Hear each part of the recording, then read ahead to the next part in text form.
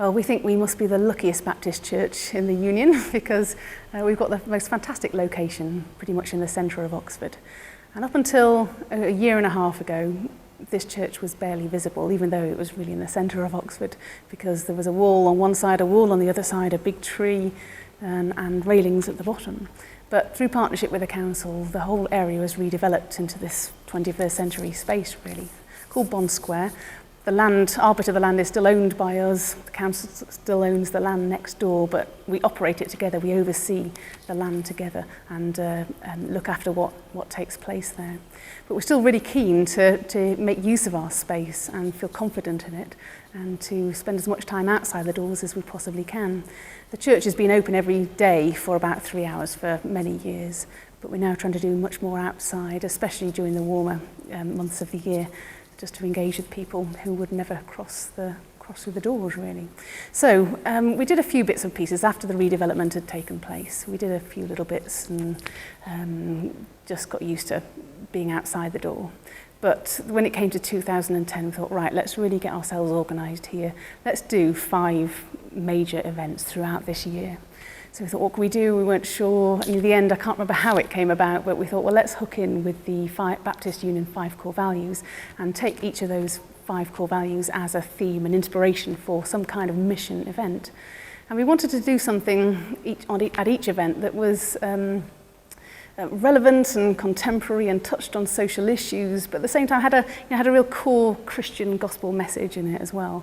And so it really made us think hard about it, because obviously we want to be non-cringy about it and do something that's fun and that wouldn't put people off. And we wanted something where there wouldn't be a gear crunch when it came to the Christian message in it. So we thought long and hard and then came up with these events through the year. So the first one we did was in February at Valentine's weekend.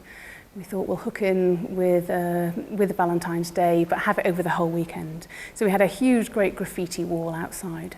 We thought we'd use, for this one, the theme of being an inclusive community. So we wrote lovers at the top. It was really simple.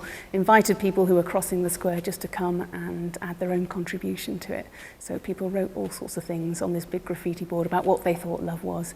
And I tell you, some of them sat down and pulled their heart out in a great piece of writing there. It was quite interesting. And then they went away with a handmade rose that one of our church members made, and a chocolate and a card with a gospel message on it about the inclusivity of God's love. You know, it's free for everyone. It's yours if you want it. That went fine. About 200 people took part. It was a good experience. The next one we did was over one of the Maybank holidays. We took as our theme being a worshipping community. And this was the hardest one to do, because obviously you don't want to trick people into worshipping, you don't want to force people to worship.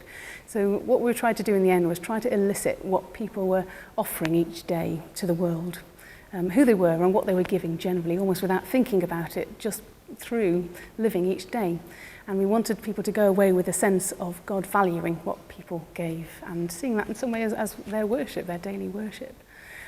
So we had a sort of a labyrinth idea.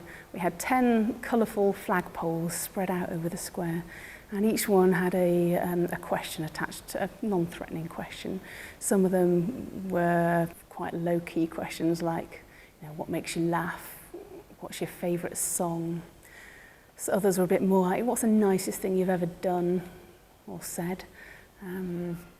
And some of the questions were, what are your bad habits? And what do people like about you? And what do people dislike about you? What's your greatest achievement? What are you most proud of? That sort of a thing. And then the very last question, the 10th question, was, if there is a God, what 3 words would God use to describe you? And that was really interesting, because some of the people came up with some really quite positive things. After going through that labyrinth, they came up with some positive things about themselves that they thought God would think of them, which was great. Others came up with some really quite negative things. And so there was always one of the church members standing nearby, ready to engage in conversation if someone wanted to do that. And a lot of people did. A lot of people talked it through and went away at the end with a lollipop and a gospel verse on a luggage rack. So at each station, people had to write down on a parcel label the answer to the question and tie it to the flagpole. At the last one, people had to untie a parcel label with a gospel verse on it and take that away with them. And then the third one is being a sacrificial community. We wanted to hook in with water issues, and that came about just because we were originally going to do it at the time of Christian Aid Week, and they were thinking about water. So we carried on with the water theme, and let's try to raise issues about how far people have to travel to get water across the world, about the preciousness of water, how we can't live without it. And then we wanted to link into thinking about Christ, the water of life, the giver of the water of life, and the one who can satisfy our deepest needs and desires.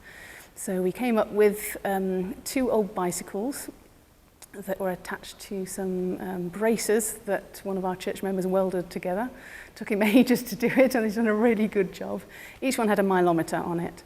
And so we asked people to cycle for 200 metres and then jump off the bike and go over to this hand-powered water pump where people would pump out a pail of water, and then they get back on the bike and cycle back home from the village pump, basically, 200 metres. And then we timed them. We thought we'd introduce a competitive element to it. And we had a Top Gear style leaders board so that people could be added. We'd time them to the second and then add their name to the leaders board.